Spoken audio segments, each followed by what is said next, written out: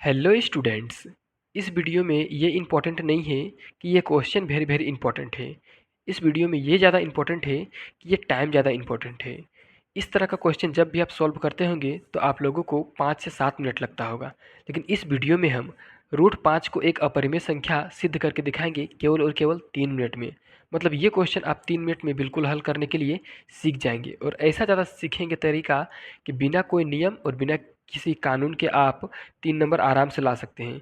ये question 3 minute लगेगा और इस क्वेश्चन के लिए आप लोग 3 नंबर में मिलेगा। तो देरी न करते हुए चलिए वीडियो को शुरू करते हैं। देखिए, इसका सॉल्व करने के लिए सबसे पहले आप लोग क्या करना है। जैसे यहाँ पर क्वेश्चन में पूछा गया है कि √5 एक अपरिमेय संख्या है, इसको सिद्ध करना है। ठीक है, तो देखिए सबसे पहले हम लोग मान लेंगे, क्या मान लेंगे, इसका उल्टा। माना कि √5, क्या मान लेंगे, √5 एक परिमेय संख्या है। क्या मान लेंगे इसको हम लोग, परिमेय।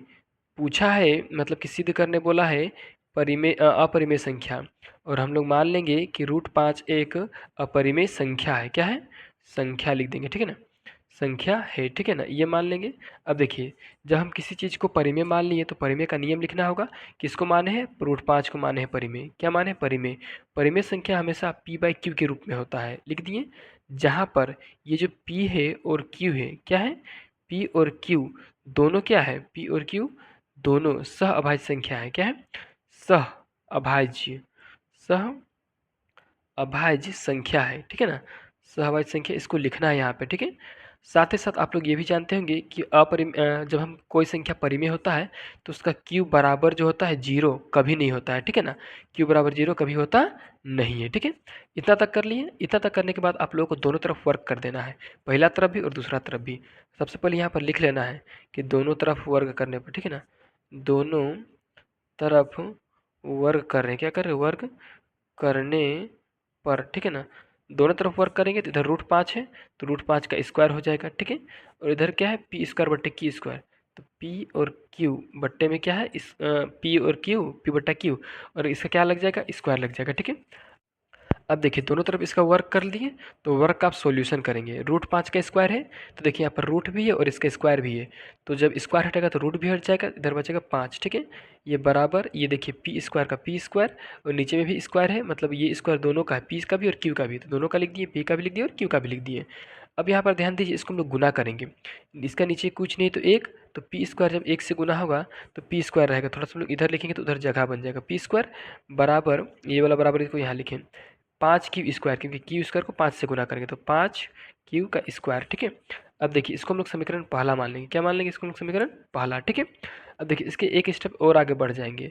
ये जो p² दिया हुआ है इसको p² रहने देंगे, और ये देखिए, ध्यान दीजिए, ये 5q² के साथ गुना में है, बराबर के इस पार आएगा तो भागा में हो जाएगा, और बराबर इधर बचेगा q², ठीक है। यानी कि q² बराबर p²/5 आया है। इसका मतलब क्या है, इसको सीधा करके अगर लिखेंगे, q² बराबर p²/5, देखिए इसका मतलब क्या है, तो इसका मतलब है कि यहाँ यहाँ क्या है, ये जो p² है, p² जो है 5 से विभाजित है।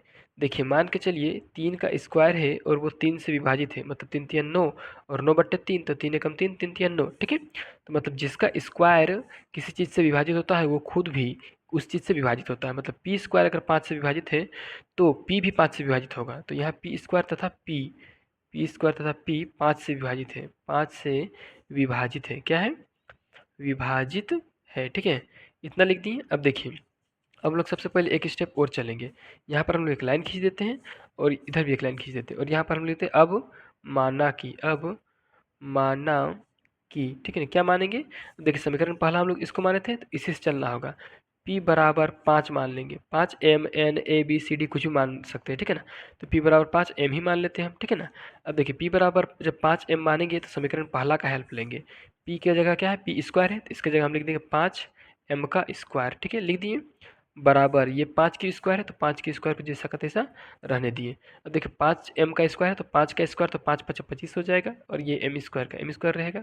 बराबर ये 5q² को 5q² हम लोग रहने दे देते हैं, ठीक है।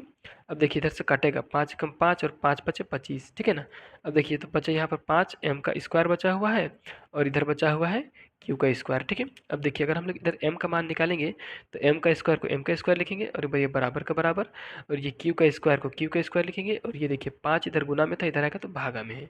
अब यहाँ भी आप ध्यान दीजिए कि q स्क्वायर 5 से विभाजित है, जिस प्रकार से यहाँ देखिए p स्क्वायर जो है 5 से विभाजित था, उसी प्रकार से यहाँ q स्क्वायर 5 से विभाजित है। तो लिखेंगे अब हम लोग यहाँ यहाँ क्यू स्क्वायर 5 से विभाजित है, ठीक है ना, और तथा क्यू भी है, क्यू स्क्वायर तथा क्यू 5 से विभाजित है, ठीक है ना, 5 से विभाजित है, ठीक है, दोनों 5 से विभाजित हैं।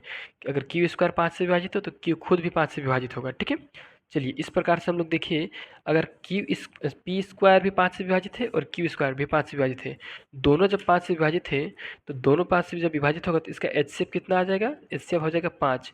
और हम लोग जानते हैं कि सअभाज्य संख्या हम लोग किसको बोलते हैं, जिसका एचसीएफ आता है 1। हम लोग ऊपर में यहाँ पर देखिए, ऊपर में पी बट्टा क्यू है वाला, पी बट्टा क्यू को हम लोग क्या माने थे, सअभाज्य संख्या, मतलब इसका एचसीएफ कितना आना चाहिए था, तो इसका एचसीएफ आना चाहिए था 1, लेकिन एचसीएफ कितना आ रहा है, तो एचसीएफ आ रहा है 5। इसका मतलब है कि ये जो कथन हम लोग माने थे, माना कि √5 एक परिमेय संख्या है, ये जो कथन है ये गलत है।